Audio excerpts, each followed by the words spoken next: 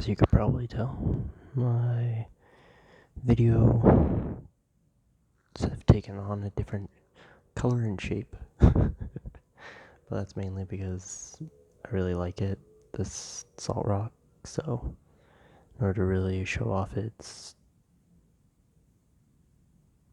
interesting mood-altering states, I decided to use it as sort of like the video filler. It's pretty relaxing. And so I also find that I'm always good at making metaphors for things.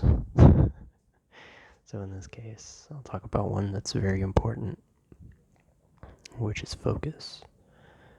I know I've lived a large amount of my life not being taught how to focus, or being shown how important it is to have something that you truly want in your forefront rather than in the background.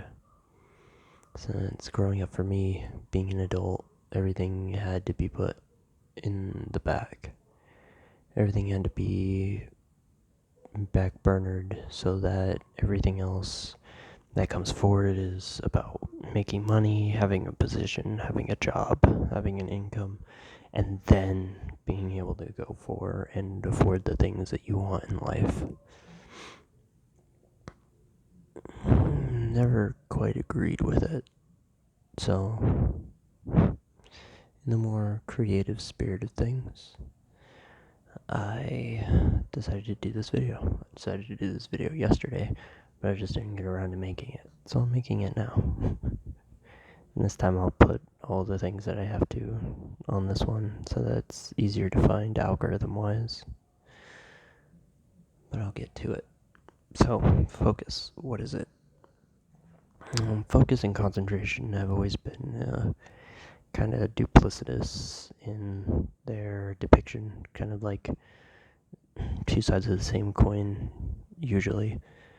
But focus is more like everything that you have is being channeled in a sense. You have a focal point, you have something that demands your attention. Concentration is usually doing more thinking onto a certain subject, at least in my experience, that's how it has been. But in order to give a really proper metaphor, since we always think of things as positive and negative anyway, this will help. So basically, we all have a magnet, and focus is intentionally turning the magnet. So the things that you want to experience are positive. So you'll draw different things to you using the positive spectrum of your magnet to, you would pull on the opposite pole. So it would appear as negative, but on the other side of it is a positive. So there would be a conflict, or at least something that will collide with you first. But then it extends, and then you have a bigger magnet that will also draw in more things. I mean, you could turn a negative into a positive as well. But for the sake of this, you ultimately are creating a magnet so that you can draw in the things that you want. You draw in the things that you want by switching around the focus of your magnet. And in doing so, you draw in the things that you want to create versus the things that you don't want to create. Because as long as you don't have a focus, or you don't have a way of contributing to what it is that you want to create, you'll consistently be creating things that limit your creativity, or limit your outlet, or limit your focus when it comes to drawing things to you.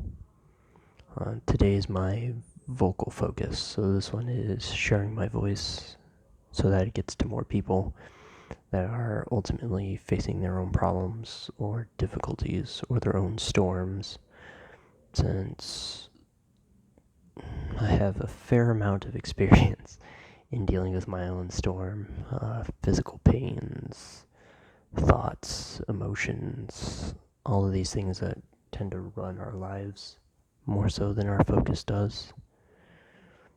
And then, due to this experience, I would like to use my channel in order to share an understanding, share a way to change one's own perspective on things. I might make more experimental videos in the avenue of editing. Oh, we'll see. I usually just like it as a medium in order to share my voice anyway. So the pictures and stuff like that is usually for people who are more inclined to lose their attention span when somebody talks. But who knows? Maybe I'll be the one to keep your attention the entire time I talk. But yes, the focus is always very important.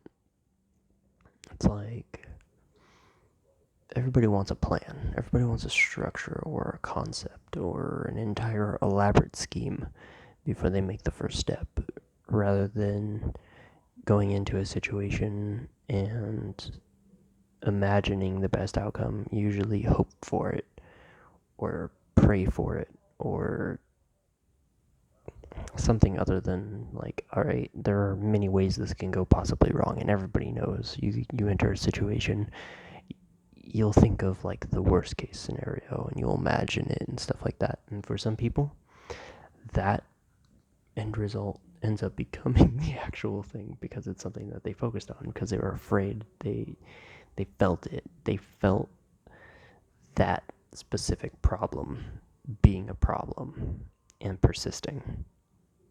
So when it comes to a focus, what you want is your outcome. What is it that you want to bring into any situation? Whether it's a really hard one, whether it's a very stressful one, whether it's one that invites anxiety. We have always considered our own ability to choose to be outside of our power, which was the whole debate about free will and all of that stuff, which I did do a video on. Anyway, there's a whole bunch of different ways that you can ultimately reach the people that you want to reach, and that should always be your end result. Where is it that you want to go, rather than how it's going to happen. And each time you go through a focus or you go through any kind of visual, auditory, feeling, smell, taste kind of sensation in order to connect with your focus, it's important that you build up a structure around it.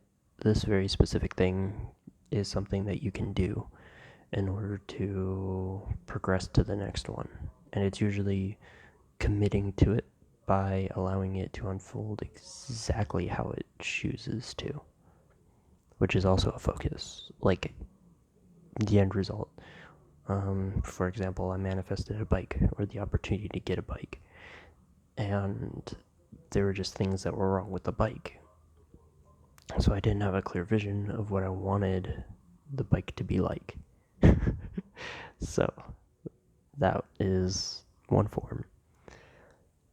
Though the focus has to be something that allows you to keep it as a daily, nightly routine to go towards. This is something that I have pictures of. This is something that I have strong feelings for. This is something that doesn't interact with me the same way. Like, I can say that most days I just end up like dazed or kind of like fog-headed or just unable to really focus on anything, which is what I'm building my focus for, so that regardless of the day, I don't wake up that way. And every last one of those things is also its own kind of focus, because when you feel it, it becomes real. So sensations can become reality. And in order to follow the point of sensations create reality, you could have pains for years before you develop a serious condition in that area. Like you can have back problems, or you can have problems with your support system at home, like, you know, your family's always fighting, or nobody sees eye to eye, nobody can take a joke in your house, everybody's super serious, anything that develops in your body, each pain, each ache, each quote-unquote problem isn't just things that happen to you because you're a bad person. Nobody is ultimately a bad person. Bad people won't wait to do bad things. Bad people will do the bad things and have all the self affirmation for, their own purposes. Like, this is something that I had to do versus something that I did and I didn't want to do it. It's more like I had to do this thing, so I did it. It's a throwaway. This is something that I can commit to, and this is something that I have no problem committing to. If this is a problem for other people, oh well, that's other people's problem.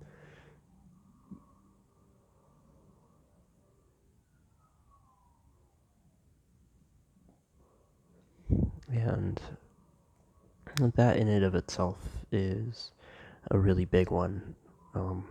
I also had the same thing where it was like trusting other people or trusting myself. Um, the more I I gave into thoughts and feelings that were more on the line of maybe I shouldn't do this, maybe I shouldn't do that. Those kind of things ebbed in me so much, and they flowed differently, and they created a reality in which I just was in pain all the time. Like back pain, because I'm like burdened with it, like overwhelmed by it, the emotions of not being able to go out there and talk to people and really open up to people, because it was always in me. Like I talked about my acid trip, and it was my structure that I was looking at. It was my bad focus, quote unquote bad. It was my focus that was killing me rather than the reality that was killing me. What I was creating, the sensations I had were killing me. And it was killing me slowly. It was killing me in ways that I didn't even know that I could die like. And each part of it was only because I didn't know how to focus on anything else other than those sensations, those feelings specifically. Because once they're there, it becomes real. And because it's there, that is what you'll focus on. So it's like William Whitecloud says, you're born on the wrong track in life. I'm inclined to agree, because that kind of life is dictated and permeated throughout your childhood. Like, even as a child, you may not buy into it completely until you reach a certain age in which you begin to rebel against the system that you created. Teenagers, they rebel against the system that they created. They don't understand it. They don't know why it exists, but it's there. It's the same thing as like micro macro. So the reason why light entities could be real or could be false is because light entities and false light entities are basically the same thing, because you don't know how to focus on which one you want to interact with, because you're scared of what the potential ramifications of running into a bad one is like, more so than running into a good one. And the entities you interact with, or the different like higher ups like Ra or angels or archangels or even different levels of demon and all of that, all of them interact with you the way you would interact with you. So if you have a bent towards one perception versus another perception, then that also shades your focus, and that will cause different types of reactions from whatever you interact with, because this is still a channel about entities. And yes, I covered different types of entities, and I will probably do more of that in the future if people are interested in it. They should leave a comment. Helps the algorithm and all of that, subscriptions and all of that. Yeah, that helps, and leaving likes. Gotta chill for a second. Though this in and of itself is mainly the topic of focus, because it's such a vital thing. It sounds really simple, but really when you start getting into it, it goes into like every aspect of your life, like the things you don't believe you can change, or the things that you believe are like steadfast, like I'm gonna continue to work until I'm like old, and then I'll buy that condo that I always liked, or a beachfront property, or travel and see the world when I'm older. Like, all of those things are permeated throughout our entire existence because of how we interacted with the energy of those who bore us, those who poured their energy into us as little seedlings until we became a fruit. And now we have to deal with the outcome of those energies that allowed us to become a someone rather than a something.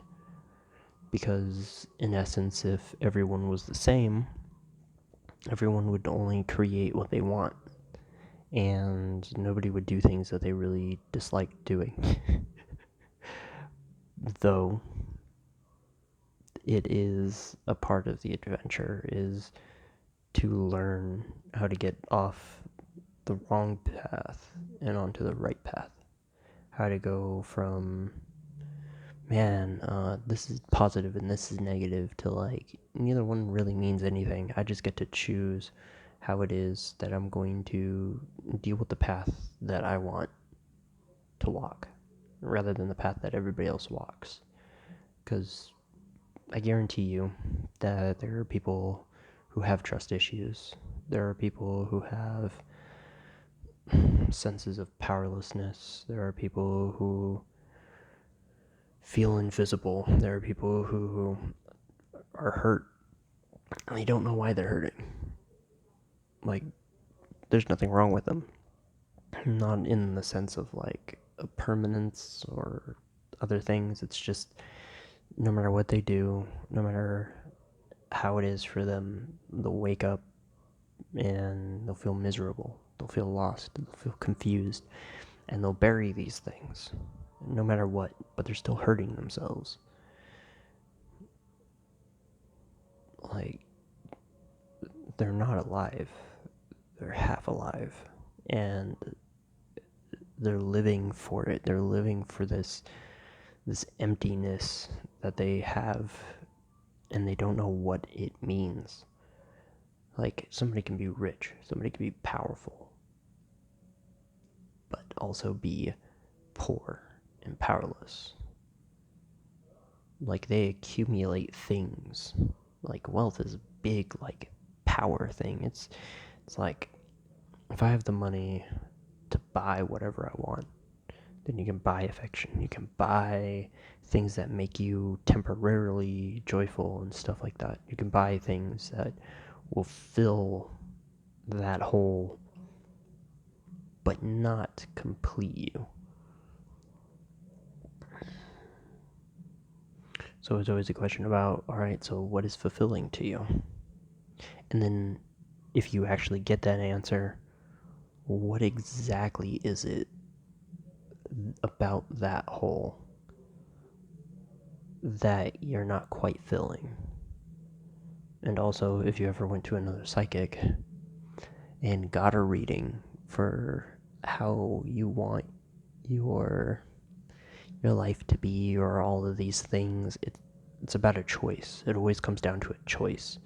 You're either going to do it or you're not going to do it. You're either going to stand for something or you're going to stand for nothing. You'll gain everything or you'll lose everything. Because without a focus, you ultimately you throw the fishing rod into the water rather than throw the line into the water. And even if you threw the line before you threw the fishing rod into the water, you didn't even buy any bait. So nothing was going to come to you anyway. And if it did, there's no way to tell what exactly you're going to get on your hook, or at what time, or even if you're going to catch anything at all. To add even more to this would be like flying a kite and not tying the string appropriately or getting the string onto the kite appropriately because you couldn't be bothered to really make sure that you're going to have an experience that you enjoy. You're flying it until it flies away. That might make sense to someone. But there's no point in making sense. As somebody who's actually been on and off doing YouTube videos, it's actually enjoyable to do these because I get to examine all the things that are going on inside of me while I talk, because I have a focus. It's the principle of creating a space. If you were to draw a circle or any kind of shape that you wanted, you get to open up a space. You can imagine a space. You can do whatever you want, and you can put yourself in it. And then, while you're doing it, you can have an actual intent behind it. Like, what is it that you are going to focus on?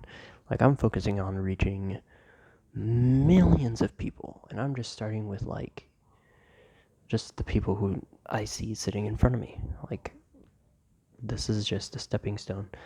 These people will move on, and then the next group of people, or maybe they'll tell people about it as I see in my imagination. I could see them bringing more people here to have this experience, to become more aware of it, because this is also me becoming aware of what I'm capable of, what I'm talking about, and what I am now bringing to the surface, so that it's not just a hidden truth to myself. Because I've experienced a lot of things, and a lot of things have just been really weird.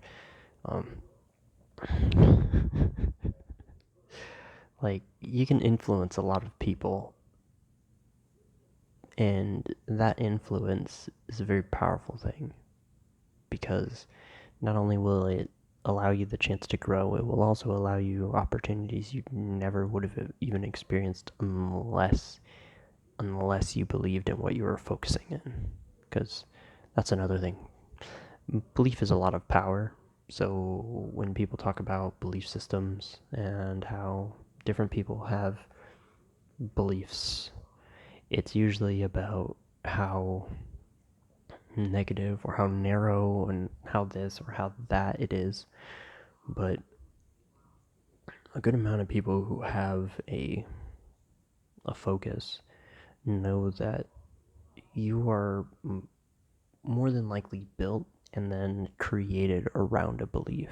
The person that you think you are and feel that you are when you wake up on an average day, unless you've been focusing your entire life, then you're good. And you don't believe in all that. You made sure that you don't believe in that. But this is about how is it that you create yourself on a day-to-day basis. Do you take reference? Do you acknowledge? And do you accept where you are right now? Do you know the truth? about where you are right now.